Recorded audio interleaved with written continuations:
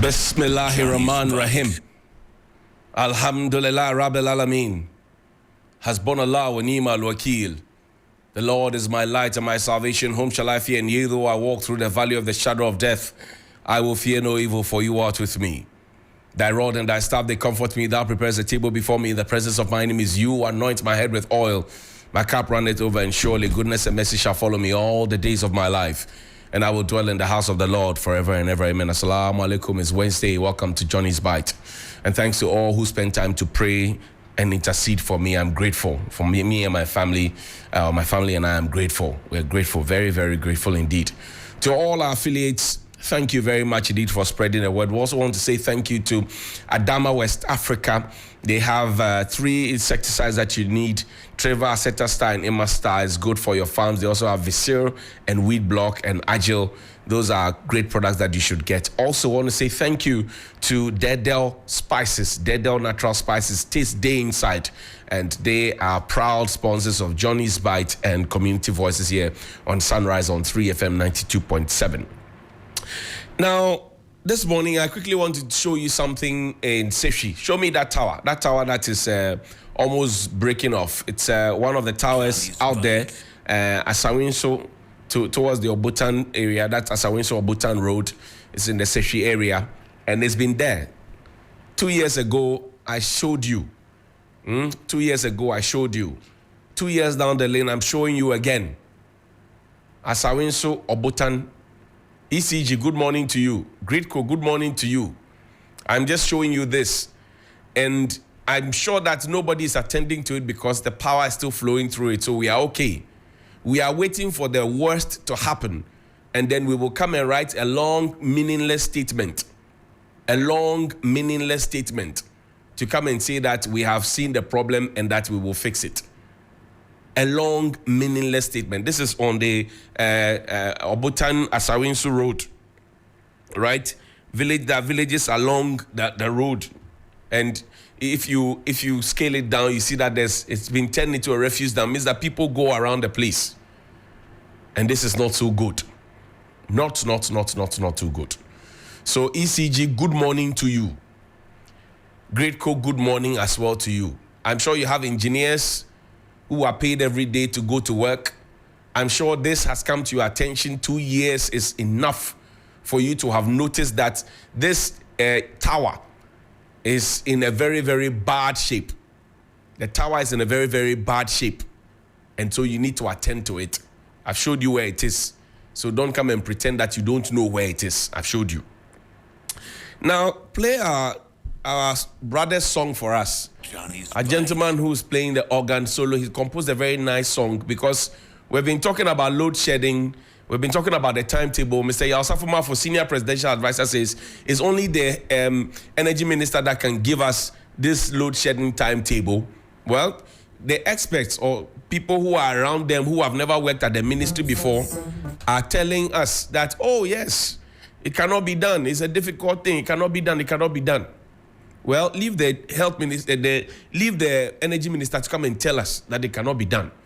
Because the bad part is that this affects a lot of businessmen and women. People are losing monies. People are losing quality sleep. And when you lose quality sleep, it affects your productivity. People are losing their heads. You are causing trouble. We are not able to talk about the timetable because we politicized the timetable in the past. We politicized it so much in the past that today we think that giving the people a timetable and being responsible and respectful to the people is a problem. It will be considered political because all we are thinking about are votes and not about the day-to-day activities and the livelihoods and the investments of the people. The activities and the livelihoods of the people. And on a daily basis, we insult the people with our actions and our words, talking down at the people and making them feel and questioning their own selves. Listen to the gentleman. Johnny's Bite.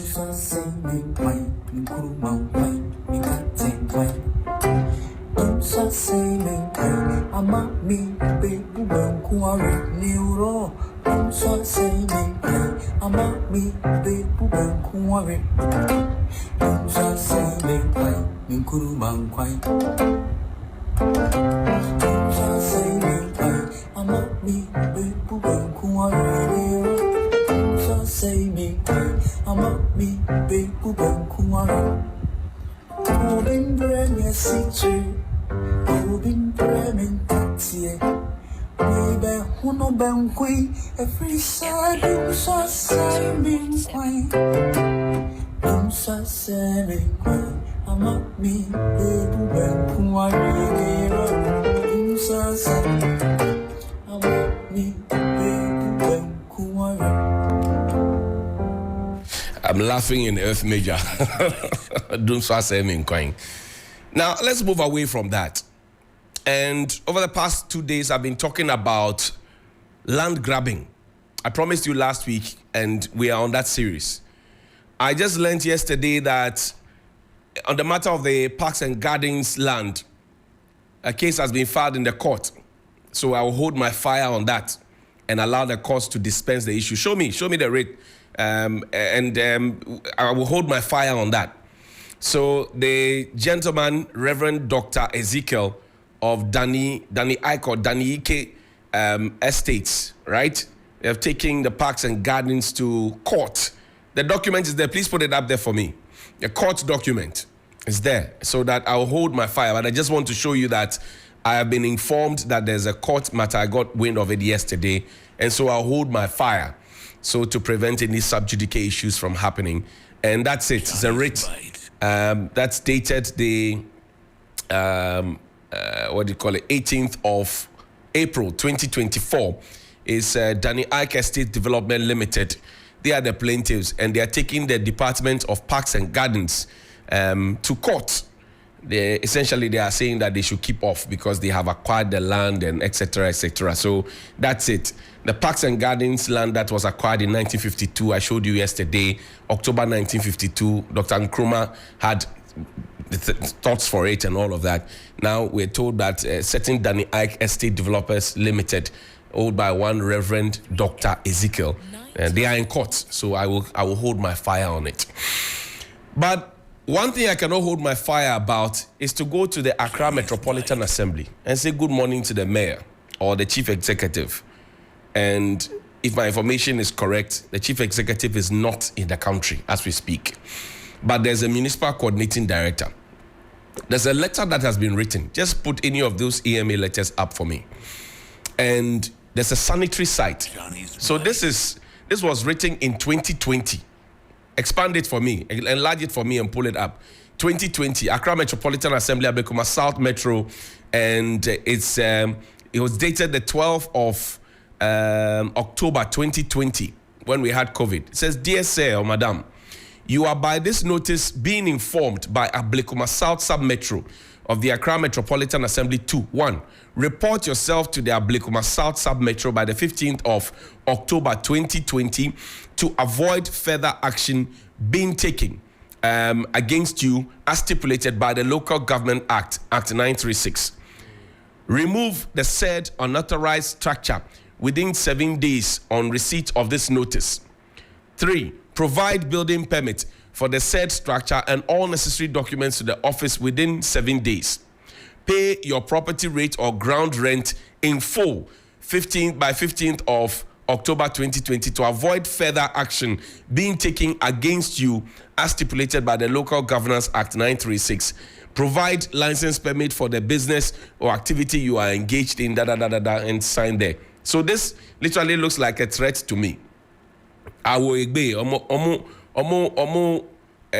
How do you speak the tree? It looks like a threat. Because I know that there's nowhere in this place under the jurisdiction of any assembly that assemblies have people selling on their land and they don't go there to collect something from them. It will never happen. Even the people who sell on the pavement, that assembly insists that it is illegal so to do, they still collect monies from them. So now the inconsistency in what has been written here is that remove the said unauthorized structure, 7 days, and then the next one, it says pay property rate and ground rent. If you're asking the people to pay property rate and ground rent, and then you're asking them to remove it, are you not doing Ajana 1, Ajana 2? Now show me the next document. So they wrote this. The people wrote a petition. I'll share the petition with you later. The people wrote a reply. There was a reply, but then the assembly also wrote and invited them to a meeting. Please put it up. We don't have too much time. Great. Now this is dated the 3rd of April 2024. It's from the Central Administration of the AMA. A letter, it says, letter to appeal, rescind decision to remove us. With reference to your letter dated 11th of January 2024 on the above subject, I wish to invite you to a stakeholders meeting with the management of Accra Metropolitan Assembly on Monday, the 8th of April 2024 at 11 a.m. at the Na Day Hall, AMA. The purpose of the meeting is to discuss issues pertaining to the pending eviction exercise to be carried out at site earmarked for redevelopment at Mamprobi Simpe. Please endeavor to attend on time. Thank you. Douglas Anofo is the municipal metro coordinating director. Is for the municipal metro chief executive, and this is a distribution list. The honorable member of parliament, Ablekuma South constituency, Dr. Oko Vanderpoy, was invited. The district police commander, Mamprobi, was invited. Public relations officer, Accra Metropolitan Assembly, was invited. All temporary occupants and petitioners were invited. And then the assembly member for the area, Mamprobi electoral area, was also invited. Now the question is, the MP has been a former mayor of Accra before. He was in the meeting. I don't know what he said. I don't know what the PRO of the AMA said. I don't know what the, the assembly member for the area said. But if what I hear is true, that he was told, the assembly member was told that the place had already been given off, and so he should be careful, then that is not fair. Now look at the distribution list. In every assembly, there's a presiding member. In every single assembly, there's a presiding member of the assembly who acts like the Speaker of Parliament, and these major decisions are taken there. Why is the presiding member not in copy or part of the distribution list? They invite the assemblyman, they invite the, the stakeholders, they invite PRO, they invite police commander, they invite the MP, but then the presiding member was not invited. And then you ask yourself, when Mr. Anofo wrote this letter, did he write it knowing that the assembly, the assembly, properly constituted by assembly members, unit committee members, all of them, were they made aware of this major decision? Because this is a land that was acquired, right, for it to be used as a sanitary site. And show me the AMA bylaw. There's an AMA bylaw. So for to be used as a sanitary site. So now, just like the Parks and Gardens own, if the sanitary site is going away, if the sanitary site is going away, must the land not be returned to the allodial owners? 3FM 92. I'm asking, must the land not be returned to the allodial owners? The allodial owners of the land. Should they not be told that the land you gave to us to be used in the interest of the people as a sanitary site for a public toilet and a refuse dump, must they not be told that we are changing the original intention for acquiring that land from you?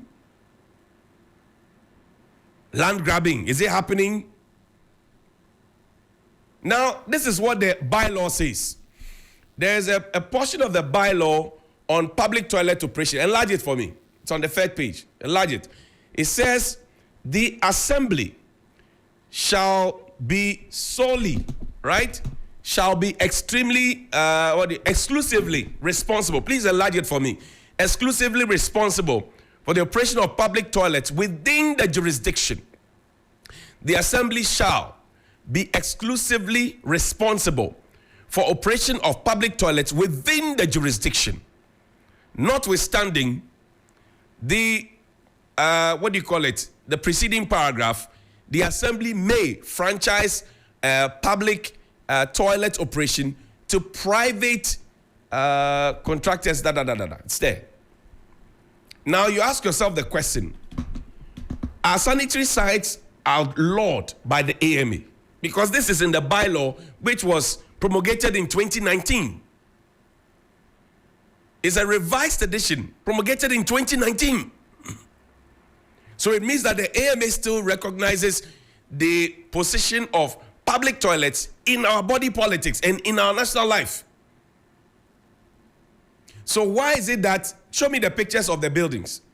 Why is it that the AMA now wants to clear the public toilet, which the people of Mamprobi Sempe use, all right, and to give it to a certain private developer? And I'm reading that there's some Korean or Chinese behind and some black man is fronting for him. We will get into it. The AMA has not found time to maintain the public toilet that it is exclusively responsible for. But now it is going to clear it to give the space off a sanitary site. Now show me the building. There's one other sanitary site at the same Mamprobi Sempe area that had already been given out and the construction is done. Show me. There's a building, a nice building. It's already been done. They have finished Amomo, as they say in Ghana. Amamomo. It's gone. This place that you see used to be a sanitary site. So you go behind and ask the question, who is the private developer? Who is the owner? And I've seen this happen at Kaneshi before. 2 sanitary sites were collapsed. One is a whole shop complex just like this one. At Kaneshi, where I grew up. That same place where Odiki Odenke used to sit, and we used to go there to go and play football and all of that. It's gone. There's another one in Kaneshi called Atamusa, where the AMA attempted to put up an office complex. That office complex is still a den of thieves and a den of smokers and a den of whatever. It's at Kaneshi. But what you see on your screen used to be a sanitary site. Now the question is, we are trying to stop open defecation. We are trying to get the people properly sanitized for them to obey the bylaws of the AMA. And here we are busily converting the sanitary site, because the truth of the matter is that in most of the homes, they have not been able to afford even the toilet at half price or toilet at quarter price. They have not been able to afford it. So the question I ask the AMA is this: do they still believe in sanitary sites? Show me the sanitary site. Do they still believe in sanitary sites? Do they still believe in it by their own bylaw that I read? And looking at the letters that they read, and why was the presiding member and the other assembly members and the unit committee members who are supposed to enforce the rules, why were they not in copy? Were they part of the meeting? What is going on? The Minister for Local Government needs to sit up and open his eyes. Land grabbing, is it happening? I've told you one that is happening, but now because the matter is in court, I've kept quiet. But I said this one, is it happening, Mamprobi Sempe? And I'll go on the series. I'll show you a lot more. The hunger and thirst to grab lands. Oh my God. Now let's move away from that. There's a 2018 video of myself on TV3 New Day. I was in suit. Play it for me, quickly. Play that tape for me. The 2018 video of me on TV3 New Day, wearing a suit. And I was talking about free SHS. I've seen it in circulation. I remember on that occasion, I said that, but for free SHS, a lot of children would not have been in school. And I wish that we would have the video so we could play for you. I said it. And I said it because I had gone to a portion of the Eastern region, a part of the Eastern region, and a teacher friend of mine had told me that, look, hitherto, before free SHS, some of the children complete. No, listen to the tape. Listen to it. Not being for free SHS, a lot of young people wouldn't have gone to secondary school. That's true. That is a fact. That's true. If they had not been for free SHS, a lot of young people, boys and girls, would have never gone to secondary school. Their closing point would have been JHS. Exactly. So, Mr. President, Nana Addo Dankwa Akufo-Addo, thank you for free SHS. Matthew Poku Prempe, Professor Kwesi Opoku Amankwa, Director General, Ghana. Johnny's Vice. So this was me in 2018. And then it makes nonsense of those who say, oh, as for Johnnie, he doesn't say anything nice about MPP government. He doesn't like us at all. This one, it will qualify as what? This one will qualify as what? Listen to it again. Listen. Johnny's Vice. Listen to it. Play. And before I say anything, I'd like to press home the fact that if it had not been for free SHS, a lot of young people wouldn't have gone to secondary school. That's true. That is a fact. That's true. If it had not been for free SHS, a lot of young people, boys and girls, would have never gone to secondary school. Their closing point would have been JHS. Exactly. So, Mr. President, Nana Addo Dankwa Akufo-Addo, thank you for free SHS. Matthew Poku Prempe, Professor Kwesi Opoku Amankwa, Director General, Ghana. And before I say anything, I'd like to... So I said this, and it will show you the level of hypocrisy we have in this country. They like the praise, but they don't like the criticism. I said this in 2018. Nobody held a gun to my head because I had met a teacher who told me that here in this community, the cutoff point for people is JHS. But for free SHS, some of them wouldn't have gone to secondary school. I said it. And then I followed it up. So it's interesting how only this one has been cut and it's being circulated. It's desperation. I followed it up and said that, but the shambolic implementation of the policy is what is our problem. Today, the president agrees that review doesn't mean cancellation and that we must review it. Kojo Oponkrumah believes, Opoku Prempe believes.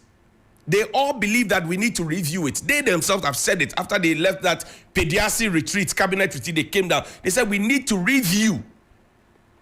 So what I said then is as relevant as what I said. I have not changed my mind. I don't lick my spit. That free SHS is good, but the implementation has been shambolic. And if we had listened to the voices in education, the same voices in this country, we wouldn't have found ourselves in this mess. This is clear desperation, because if we had kept the exchange rate where we said we're going to keep it, we wouldn't be circulating the Johnnie Hughes video to try and get some traction. If we had kept the interest rate at a good place where business people will not be complaining, we would not be circulating a Johnnie Hughes video to get traction. If we had kept the lights on, as we criticized then and we had done better, we wouldn't be sending a Johnnie Hughes video out there to get traction because it's desperation. If we had given NAPCO beneficiaries permanent employment as we promised them, we won't be circulating a Johnnie Hughes video. I mean, who is Johnnie Hughes really? If we had stopped the land grabbing, we won't be circulating the Johnnie Hughes video to get the traction. If we had done the concrete roads as we promised, we won't be circulating the Johnnie Hughes video to get traction. If Planting for Food and Jobs had actually provided cheaper food for us and in excess and abundance, we won't be circulating a Johnnie Hughes video. If free water and free electricity had been free indeed, and you didn't have to come back to come and ask us for money, you won't be circulating my video. If you had constructed the roads that you promised the people, you wouldn't have come back to circulate my video. So now do some deep introspection and ask yourself the question, have we done right by the people? 2.7. Have we been fair to the people? The promises that we made to them, have we kept the promises? If you answer those questions honestly, and your objective is to build a Ghana that is fit for all of us to live in comfortably, and not just to politic for the sake of votes, you will see that my video will be so irrelevant to you, because when it comes to showcasing what you have to showcase as work that you have done, you have plenty to exhibit. But because you don't have enough, Johnnie Hughes has become relevant to you. Good morning.